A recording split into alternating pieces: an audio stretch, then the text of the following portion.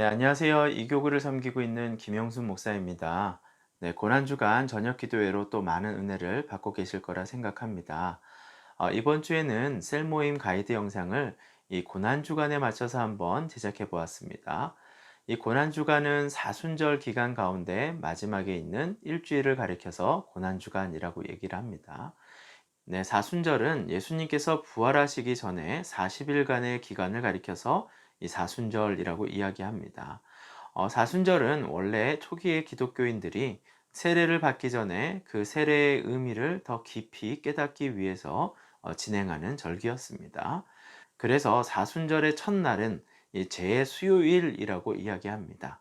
그 말은 회개의 죄를 쓴다라는 의미를 가지고 있는 것입니다.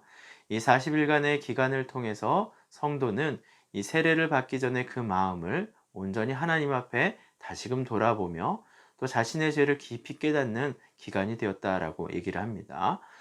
이 40일이라는 기간을 정한 것은요, 무엇보다도 예수님께서 40일 동안 광야에서 시험을 받으셨고요. 또 모세는 40일 동안 또 기도를 하는 시간을 가졌고요. 그리고 또 예수님께서 부활하신 후에 40일 동안 제자들과 함께 동행한 것을 그 바탕으로 두고 있습니다. 네, 사순절의 기간 가운데 또 중요한 것이 바로 종려주일입니다. 이 종려주일은요, 예수님께서 예루살렘에 입성하시던 날을 바로 종려주일이라고 이야기합니다. 호산나 호산나 다윗의 자손이요 라고 외치면서 이 종려나무 가지를 흔들면서 환영했던 그 날을 의미합니다. 종려나무라는 것은 참 희한한 나무인데요. 이 사막의 건조한 기후에서도 땅속 깊은 곳까지 뿌리 내리고 높이는 2, 30m 높게 자라면서 열매를 맺는 나무입니다. 성지 순례를 다녀오셨거나 중동에 여행을 갔다 오신 분들이요, 말린 대추를 사오시는 경우들이 있는데요. 이 크기가 거의 이 손바닥의 절반 크기 정도 되는 아주 큰 이 대추들입니다. 네, 그것이 바로 종려나무 대추야자나무 열매입니다. 척박한 환경 속에서도 뿌리 내리고 열매 맺는 이 종려나무의 특징 때문에 불사조라는 뜻이 있습니다. 어떠한 환경과 조건 속에서도 그 생명이 끊어지지 않는다라는 것을 의미하기 때문입니다. 그리고 오늘 우리가 마주하고 있는 이 고난 주간을 바로 마주하게 되는 것입니다. 예수님께서 십자가에 달려 돌아가시기 전에 일주일을 가리켜서 이야기하고 있는 것이죠. 이 고난 주간 가운데 또 특별히 예수님께서 십자가에 달리신 날을 이 성금요일이라고 이야기합니다. 이 거룩한 금요일이다라고 표현을 하는 것이죠.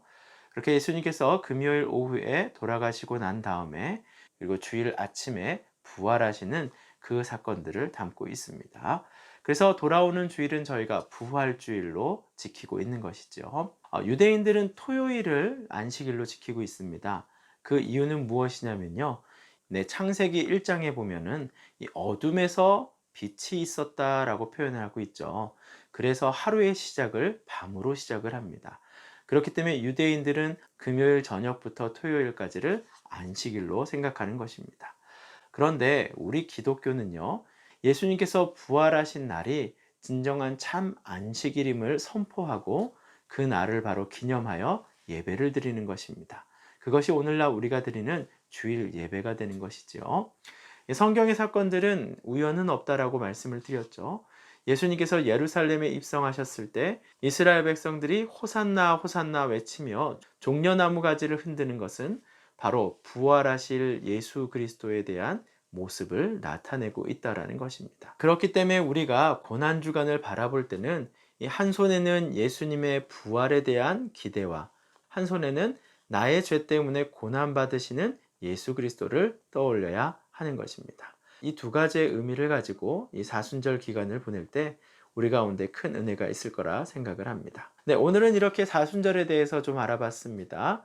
이 사순절의 기간을 통해서 우리는 예수님께서 이 땅에 오신 이유와 또 그리고 우리를 위해 이 땅에서 십자가에 달려 돌아가신 그 은혜를 깨닫는 시간이 될 것입니다. 남은 고난 주간을 통해서도 또 하나님께서 주시는 큰 은혜들을 경험하시는 여러분의 삶이 되기를 축복합니다.